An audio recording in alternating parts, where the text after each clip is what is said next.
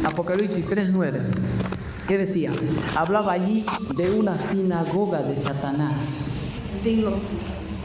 Hablaba de una sinagoga de Satanás.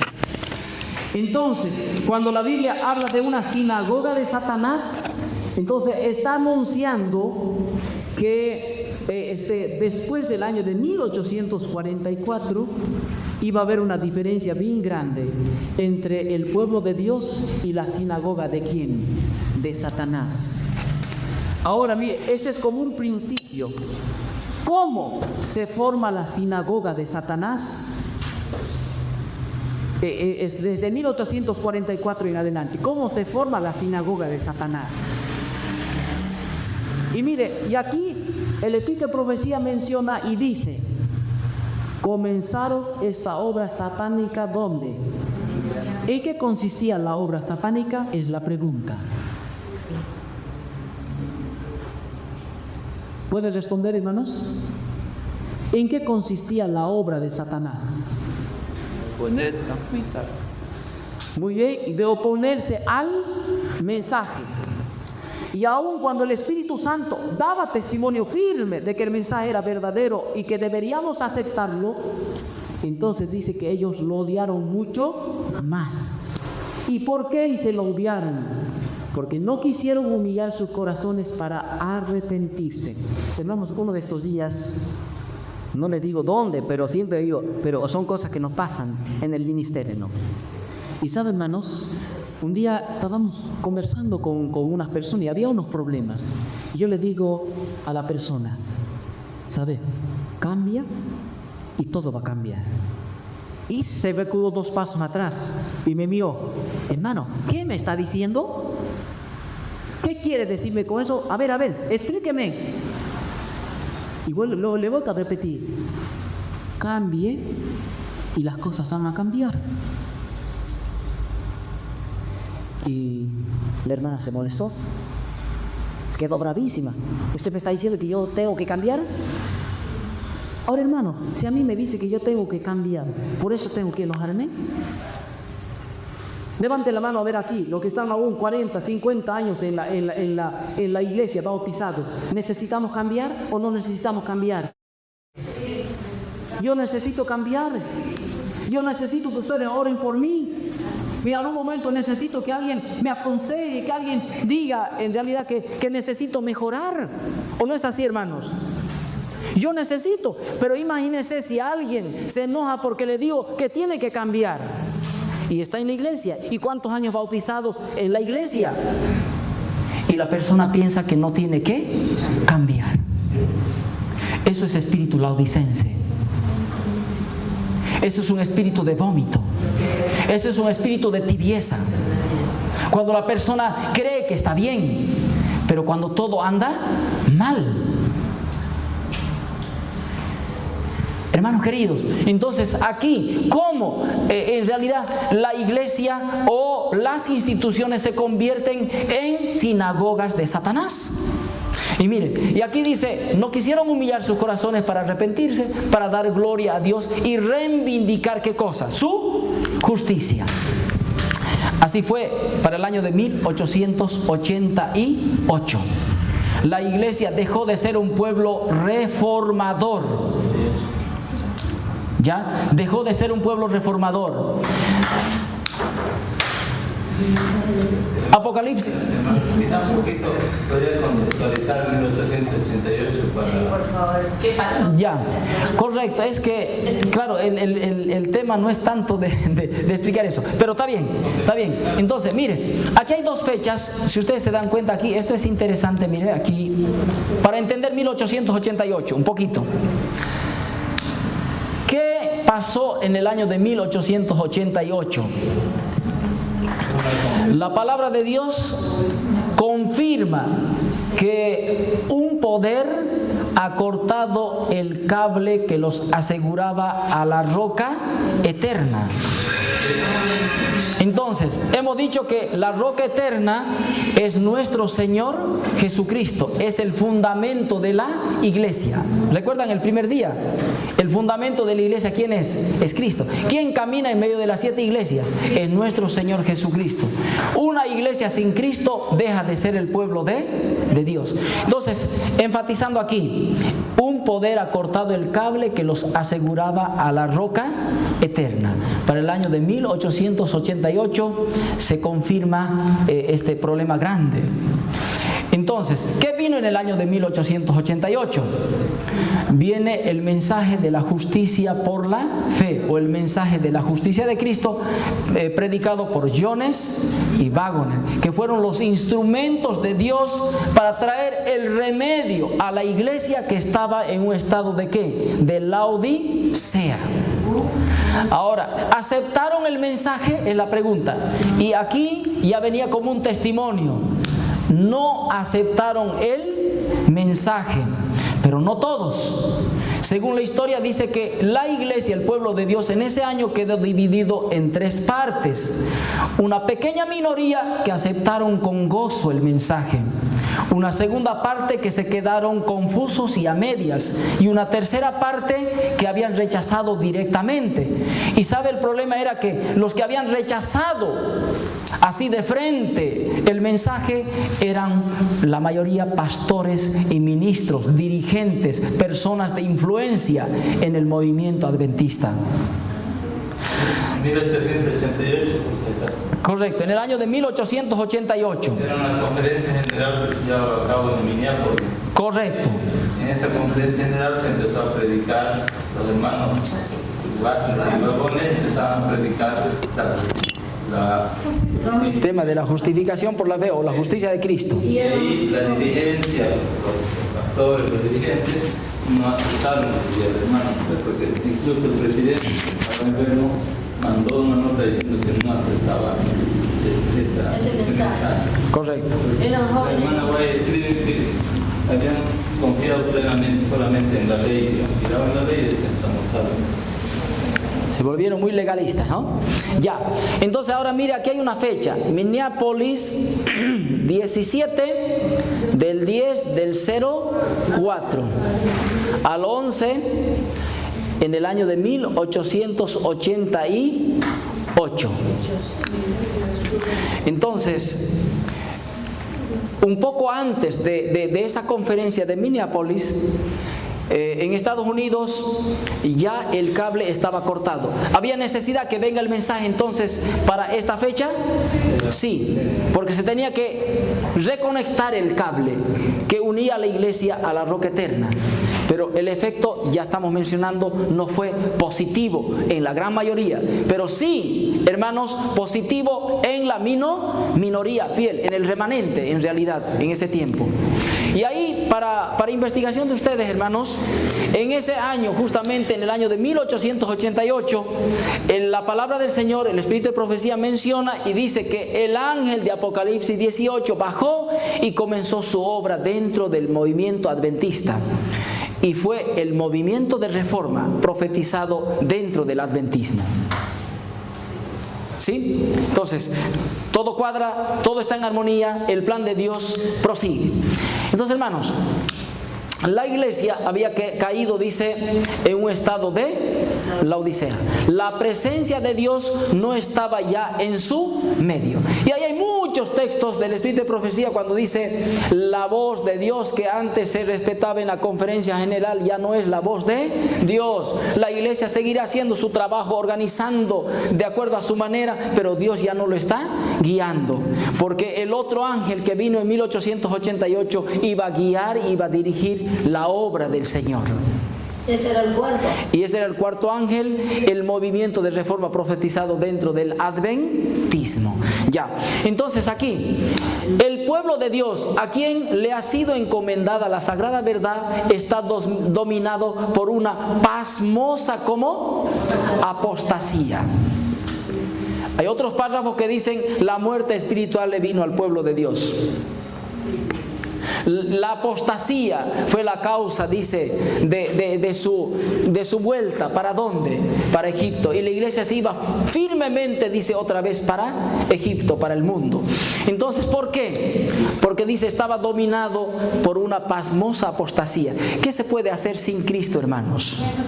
¿Qué se puede hacer sin la gracia de Dios? ¿Qué se puede hacer sin el poder de Dios? ¿Qué puede hacer una iglesia sin su fundamento, que es Cristo Jesús? ¿Puede hacer alguna cosa? Cosas buenas de obediencia, no. Cosas malas, sí, un montón. Una pasmosa apostasía. Ya. Entonces, ¿se confirma la caída aquí? Ya hemos dicho que no es solamente historia. A mí me gustaría que nosotros reflexionemos como parte de este movimiento, porque esta es nuestra historia. Ya es nuestra historia. No es la historia del adventismo fuera de nosotros. Es nuestra historia. Es la historia del pueblo de Dios. Y dice, y tú, Capernaum, adventista del séptimo día, que han tenido gran luz, que eres levantada hasta el cielo en cuanto a privilegios. Hasta el Hades serás abatida. Porque si en Sodoma se hubieran hecho los milagros que han sido hechos en ti, habrían permanecido hasta el día de hoy. Esto se dijo ¿en qué año? En el año de 1893. Quiero preguntar a los hermanos, ¿será que la iglesia adventista se volvió peor que Sodoma y Gomorra? A ver, díganme, ¿en qué sentido está esto peor que Sodoma y Gomorra? ¿Será que la iglesia adventista se llenó de homosexuales, de lesbianas, de pecados inmorales?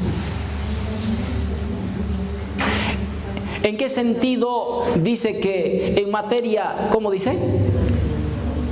Tú, Capernaum, que has tenido gran luz, que eres levantada hasta el cielo en cuanto a privilegios. Pero es que decía antes de la ociosidad y el egoísmo también digo, ¿no es cierto? Entonces, Ya. Eso automáticamente se paró. Hermanos queridos, a ver, escúchenme bien. ¿En qué tiempo de la historia del pueblo de Dios, desde que Adán cayó en el pecado hasta nuestros días, en qué tiempo la iglesia ha tenido y tiene una verdad tan pura, tan completa, para volver otra vez al Edén? Es la pregunta. ¿Lo tuvo en tiempo de Jesús? ¿Lo tuvo la iglesia cristiana? ¿Lo tuvo la iglesia de la Edad Media? ¿La tuvo la iglesia en tiempo de los padres de la iglesia? ¿Lo tuvo la iglesia en tiempos de la Reforma? No. Incluso guardaban el domingo. Sí. En ningún tiempo. ¿Cuándo se habló de los mandamientos? ¿Cuándo se habla del santuario? ¿Cuándo se habla de reforma por salud? ¿Cuándo se habla de reforma en la indumentaria? ¿Cuándo se habla de obediencia a los mandamientos? El sábado, esto y lo otro, el sellamiento. ¿Cuándo se habla eso? A partir de 1844. ¿Sabe, hermanos? A partir del año de 1844. Y esa verdad pura, esa cadena de verdades que tiene el pueblo de Dios, esa verdad singular que está en base a la Biblia y el espíritu de profecía, hermanos, es una verdad que lo prepara a la iglesia para el pronto regreso de nuestro Señor Jesucristo. Ahora, hermanos, ser renuente, ser, como decir, cabeza dura y no entender el plan de Dios para la iglesia, estando aquí sentados, aprendiendo todos los días, aprendiendo los días domingo, miércoles, sábados, en seminarios, 30, 40 años de haber sido miembros de la iglesia, bautizados y tener una dureza de corazón, es un estado triste, es un estado de perdición. En ese sentido, hermanos, aquí dice, en materia de, has tenido gran luz este pueblo, hemos tenido grandes privilegios, pero dice, hasta el Hades vamos a ser abatidos, dice. ¿Por qué? Porque una cosa es la teoría no nos salva, hermanos. Nosotros somos capos y buenos hasta para discutir. Viene un testigo y ahí queremos discutir con él. Viene un mormón, queremos discutir con él. Viene una asamblea, queremos discutir con él. Y entre nosotros a veces hasta nosotros nos discutimos. Pero hermanos, eso parece solamente teoría. ¿Qué se necesita? ¿Qué necesita el pueblo de Dios? No solamente teoría. ¿Qué necesitamos? Vivencia, práctica. El Espíritu Santo nos guía a aquella verdad, ¿no es cierto? Claro. Hermanos, en las promesas del nuevo pacto, ¿acaso la palabra de Dios? Leamos el libro de Hebreos capítulo 8 hasta el capítulo 10. En las promesas del nuevo pacto, ¿acaso dice, el pastor estará por detrás de ti diciéndote, obedece, ¿por qué te equivocas esto y lo otro? No. ¿Acaso dice que el hermano estará por detrás de ti como dice, zunchándote ahí para que obedezcas la verdad? No. En el nuevo pacto el pueblo de Dios es inteligente. En el nuevo pacto el pueblo de Dios es fiel. En el nuevo pacto el pueblo de Dios entiende su deber, entiende la verdad para este tiempo. El pueblo de Dios es un pueblo consciente. Como dijo la hermana, el pueblo de Dios es guiado por el Espíritu Santo. El cambio no es por fuera, el cambio es por dentro. Eso vamos a ver un poquito más adelante. Luego me dijo, ¿no puedes ver con qué falsedad cubrieron su inmundicia y la corrupción de su carácter? Mire, y este párrafo es muy, pero muy, ¿cómo se dice? Dios es tan sincero, pero es conmovedor, porque revela nuestra real condición. Y mire qué dice, ¿no puedes ver con qué falsedad cubrieron su inmundicia y la corrupción de su carácter? Hermanos, nosotros somos buenos para tapar el pecado. Siempre yo pienso así, y dice la palabra del Señor, al pecado lo vestimos con ropas blancas. Somos como los fariseos, por fuera blancos, por dentro lleno de podredumbre. Muchas veces, ¿por qué? Porque en realidad aquí dice, falsearon, cubrieron su inmundicia, lo vistieron en realidad a la inmundicia y a la corrupción de su carácter. Luego dice, ¿qué pues? ¿La ciudad fiel ha venido a ser una ramera? Es la pregunta. La casa de mi padre es hecha un lugar de comercio, de donde se han retirado la gloria y la presencia divinas. Por esta causa hay debilidad y falta de fuerza. Hermanos, esta segunda parte, desde aquí hasta aquí, se aplica de dos maneras. Hay que entenderlo bien, la palabra del Señor. Hay dos aplicaciones. La una institucionalmente, en la doctrina o en la historia de la iglesia, y la otra puede aplicarse individualmente a los que decimos ser el pueblo de Dios. ¿Estamos de acuerdo o no estamos de acuerdo? Dos cosas aquí. La casa de mi padre es hecha un lugar de comercio, de donde se han retirado la gloria y la presencia, ¿qué cosa? Divina. ¿En qué año se retiró la gloria y la presencia divina? Dígame, a ver, hermanos. ¿En qué año? Proféticamente, históricamente. 1800. En el año de 1888. ¿La iglesia podía quedar sin la gloria y la presencia divina? No.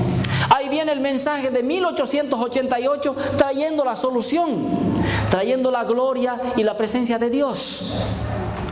Y sabe, hermanos, aquí hay un eslabón que encadena la verdad presente para nuestros días. Y ese eslabón que salva la historia de la iglesia y la verdad es el otro ángel que viene, el ángel de Apocalipsis 18, que viene trayendo ¿qué cosa? A ver, repítame el mensaje de Apocalipsis 18. Simplemente el capítulo 18, el verso 1 nada más. A ver, ¿cómo dice?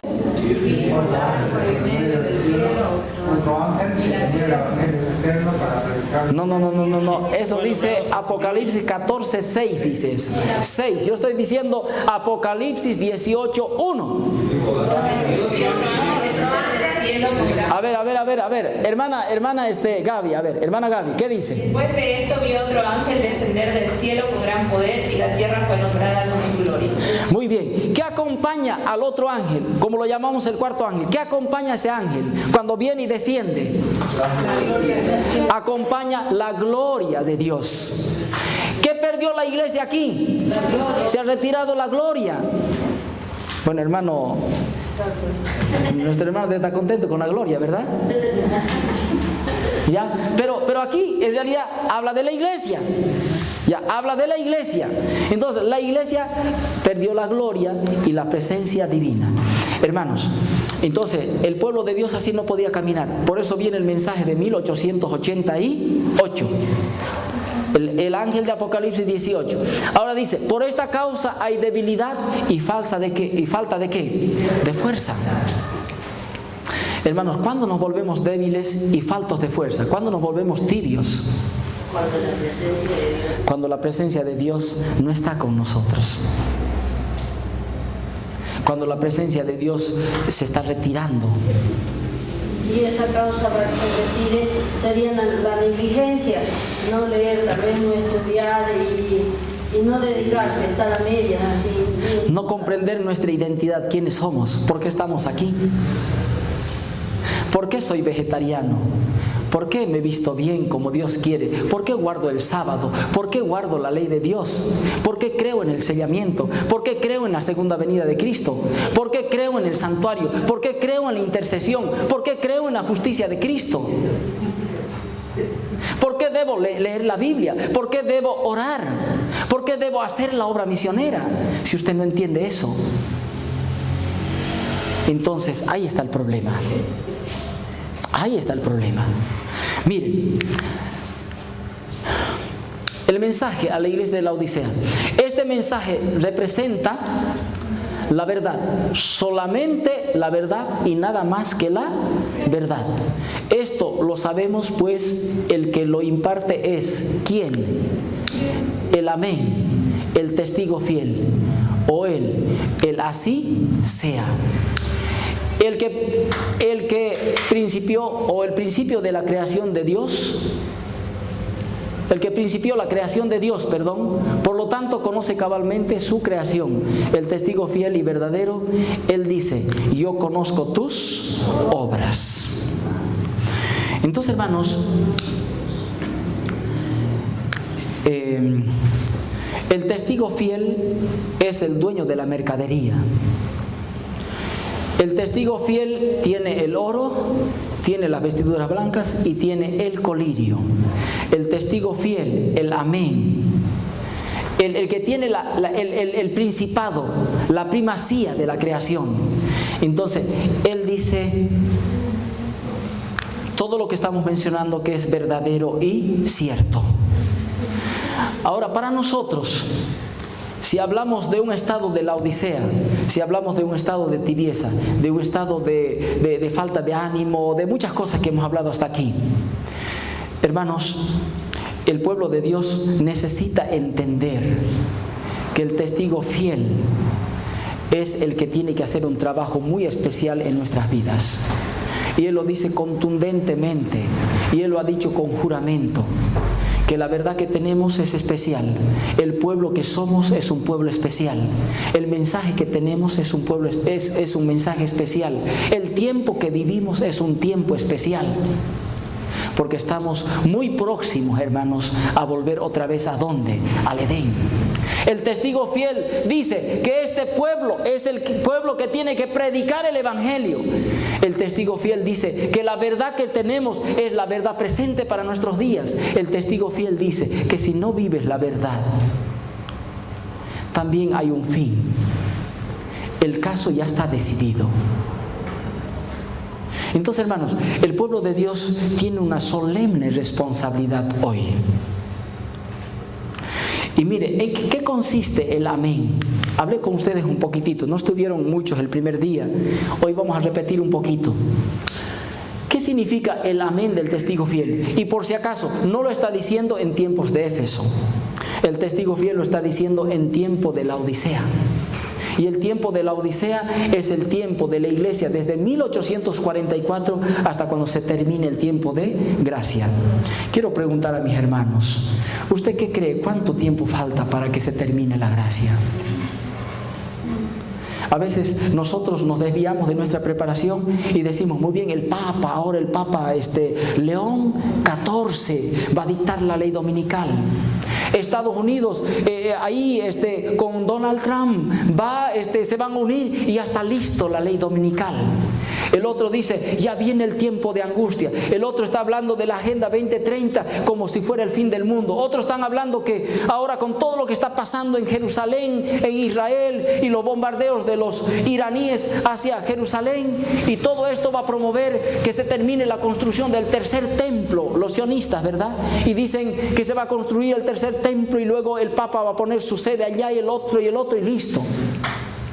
Otros lo unen a esto. Antes la capital de Israel era Tel Aviv, ¿o no es así? Hoy, ¿dónde está la capital? Jerusalén. En Jerusalén. Y muchos dicen, ya el lugar santo está siendo profanado. No hay nada santo. O sea, hay toda una confusión. Eso es el plan del enemigo para distraer las mentes. Pero sabe, mientras nos distrae, ¿cómo está nuestra preparación como iglesia? ¿Creemos que el fin está cerca? ¿Creemos que el tiempo de gracia se puede terminar en cualquier momento? ¿Sabemos que los acontecimientos finales van a ser rápidos? ¿Sabemos que el Espíritu Santo se está retirando de esta tierra? ¿Y qué estamos haciendo? ¿Cómo estamos? ¿O estamos en materia de privilegios como Sodoma y Gomorra? Pero sabe, hermanos, es un privilegio conocer esta verdad. Es un privilegio estar en este pueblo. Pero sabe, mis hermanos, si nosotros no vivimos de acuerdo a los privilegios, es triste nuestra situación. Porque la iglesia de Dios va a ser medida a la luz del santuario. Y no se olviden que las plagas van a caer por la iglesia del santuario. Va a iniciar por la iglesia del santuario. O sea, las plagas no van a iniciar por los impíos, va a iniciar por los apóstatas de la iglesia. Va a iniciar por aquellos que tienen la teoría, pero más no tienen la vida, la práctica. Parece duro el mensaje, pero sabe, hermanos, ese es el mensaje del testigo fiel. No se sorprenda si el hermano Edgar o cualquier hermano les da este mensaje. No, este es el mensaje del testigo fiel. Y es para mejorar. Es para despertarnos. Miren, ahora, no se debe hacer una obra, como dice, a medias.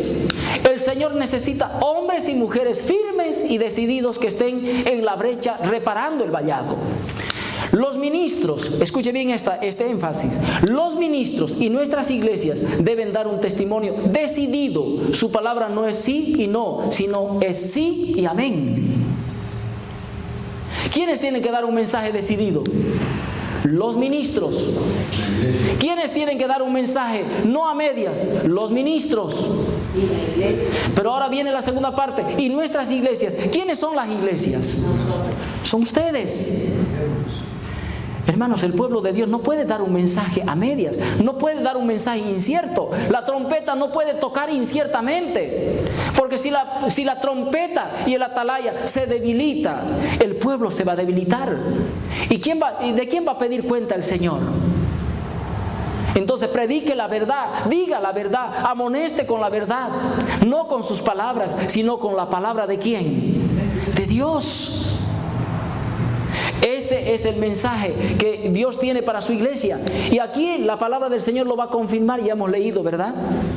Lo hemos leído ahí en 2 Corintios 1, 17 al 20. El mensaje de Dios para este tiempo no es sí y no, sino es sí y amén. Si Dios lo dice, pues hermanos, obedezcamos. Si Dios lo está ordenando, entonces obedezcamos. No podemos ponerle problemas, no podemos ponerle dificultad y no podemos filosofar por sobre lo que Dios ya ha definido. La verdad de Dios está bien clara. Tenemos una verdad avanzada y no podemos nosotros estar queriendo vivir el Evangelio de acuerdo a nuestra manera. No, tenemos que vivir de acuerdo a la manera de Dios. Amén, hermanos.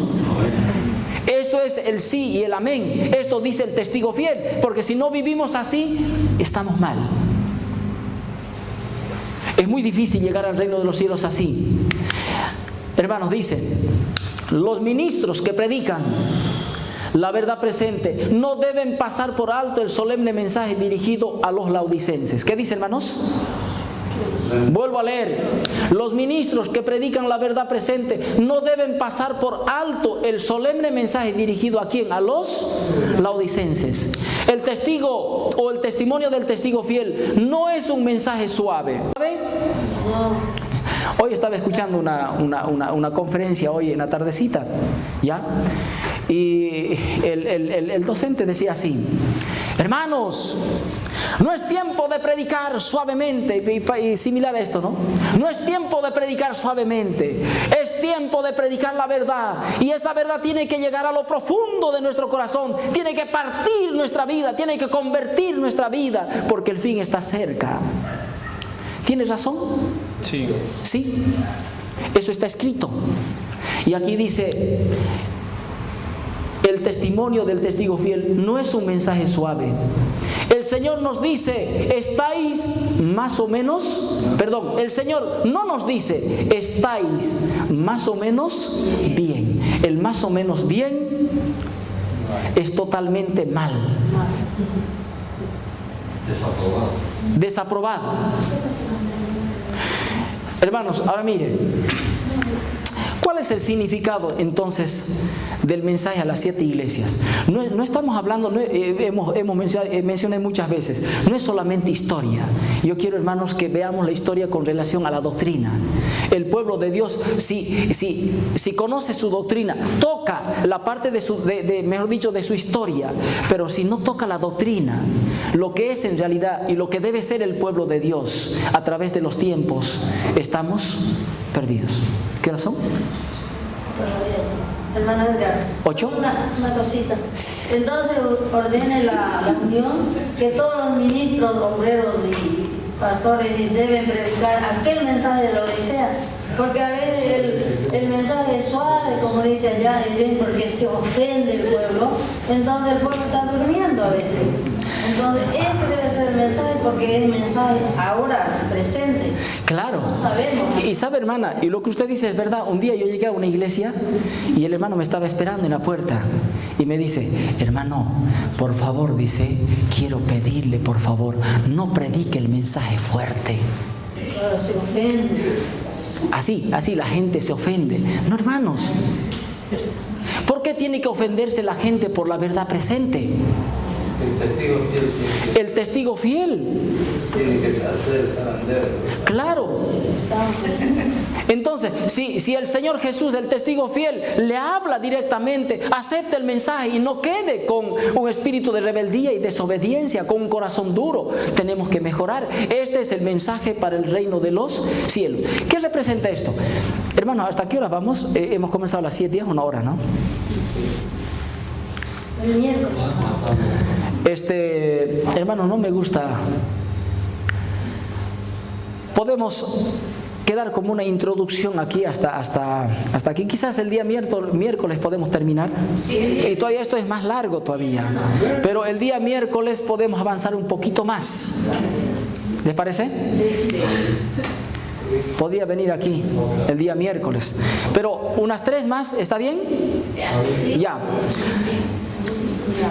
El número, o sea, estamos hablando, ¿qué significa esto, verdad? El mensaje a las 7 iglesias.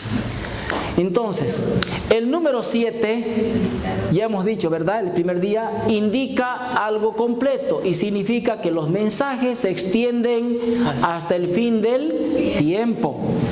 Mientras, escuche bien lo que está en rojito, ¿ya? Mientras que los símbolos usados revelan la condición de la iglesia en diferentes periodos. Esto es lo que nos interesa, porque la condición de la iglesia, ¿ya?, revelan nuestra relación con la verdad que nosotros tenemos, con la teoría y la práctica de la verdad. ¿Sí? Eso está enfatizando aquí, en la cita de la palabra inspirada. Ahora veamos un poquito qué significa esto. Cuando hablamos de la Odisea es una condición de un estado fatal. Ya es la condición de un estado fatal. Cuando hablamos de una palabra fatal, significa un estado de ¿qué? De perdición. Ahora mire, ¿qué dice Apocalipsis 3:16? Mas porque eres tibio y no frío ni caliente, te vomitaré de mi boca. ¿Sí? Porque no eres tibio, ni frío, ni caliente, te vomitaré de mi boca. Ahora, hermanos, en los símbolos, especialmente cuando llegamos a la Odisea, hay una condición muy triste. ¿Y es una condición de qué? De tibieza. Y ahora tenemos que entender, para apreciar el oro, las vestiduras blancas y el colirio, necesitamos entender qué significa la tibieza. Porque si no entendemos que somos tibios, o cuál es la condición de la tibieza, ¿de acuerdo? O cuál es esa condición, esa es la palabra correcta, cuál es la condición de la tibieza, muy posiblemente que usted está escuchando el mensaje hoy y el día miércoles ya no va a querer venir. Porque va a decir que el hermano nos ha dado duro y que se cree el hermano, que esto y lo otro, que el hermano nos ha tratado en la iglesia, nos ha dado... ¿Sabe, hermanos?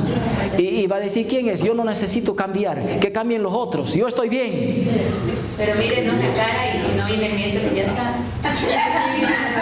Más bien debía traer uno más, el audicense va a traer uno más, aquel que está escuchando el mensaje.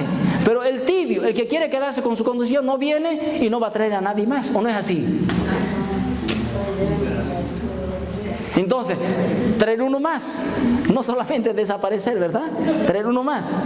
Entonces, mire, hemos dicho 3, ¿verdad? Y aquí vamos a terminar. El estado del laodicense es un estado donde Satanás tiene su sinagoga. ¿Ya? Y aquí le voy a dejar con una intriga allí. ¿Por qué? Porque mire qué dice aquí. Satanás tiene una gran confederación, su iglesia. ¿Satanás qué tiene? Su iglesia. Una confederación. Y tiene también su iglesia. Mire, interesante. Cristo la llama, ¿cómo a esta iglesia? La sinagoga de Satanás. Porque sus miembros son los hijos del pecado. Luego dice, los miembros de la iglesia de Satanás han estado constantemente trabajando para desechar la ley divina y confundir la distinción entre el bien y el mal. Satanás está trabajando con gran poder en los hijos de desobediencia y por medio de ellos para exaltar la traición y la apostasía como si fuera verdad y lealtad. ¿Puede haber esto en la iglesia? ¿Algunos de la sinagoga de Satanás? Aquellos que saben que hay que hacer el bien y no lo hacen. No solamente que saben que hay que hacer el bien y no lo hacen, sino que están conformes y están felices viviendo aún en la iglesia sin hacer la voluntad de Dios. Solamente Dios nos concede el colirio para que con el colirio, con visión celestial, con un ojo divino, podamos ver lo que nos está separando del Señor. ¿Y en qué estamos siendo renuentes? ¿En qué estamos siendo de corazón duro? ¿En qué estamos siendo tibios? Y no te estoy diciendo yo, hermano, ni necesitas que otro hermano te lo diga. Te lo está diciendo el testigo fiel, el amén. El que solamente dice que así tiene que ser. El que ha definido las verdades. El que ha puesto la verdad en el pueblo de Dios. Aquel que va a venir muy pronto y quiere esperar una iglesia reformadora, restauradora, una iglesia que pueda, como dice, reconstruir lo que por edades y años y tiempos se ha echado por el piso. Hermanos queridos, yo deseo que las bendiciones del cielo puedan estar con nuestro pueblo en esta noche, con nuestra querida iglesia. Amén. En principio dijo que en el mensaje de 1888 aceptó un reducido número, ¿cierto? Y hoy los jóvenes preguntaban en la reunión, ¿por qué nosotros de la Reforma somos tan pocos? ¿por qué un pueblo reducido, no es? Sí. Ellos piensan, o sea, que ¿por qué somos tan poquitos como... Que la cantidad es la cantidad. Es bonita la cantidad, es cierto, es lindo tener una iglesia llena, pero más importante que la cantidad es la calidad. Y la calidad es lo que hace la diferencia en el pueblo de Dios, ¿ya? Por eso el pueblo de Dios no es un pueblo grande. Muy bien, hermanos, vamos entonces. ¿Van a venir el día miércoles, hermanos, para que... Sí. Amén. Sí. Ya, vamos a terminar esto, porque aquí lo más bueno se está quedando. Ya, ahora vamos a reflexionar entre nosotros. ¿Listo? Entonces el día miércoles traemos uno más, ¿está bien? Listo. Muy bien, hermanos. Para que vengan a hacerse tratar. Muy bien, hermanos, vamos a terminar y nos ponemos en pie y vamos a entonar el himno que dice...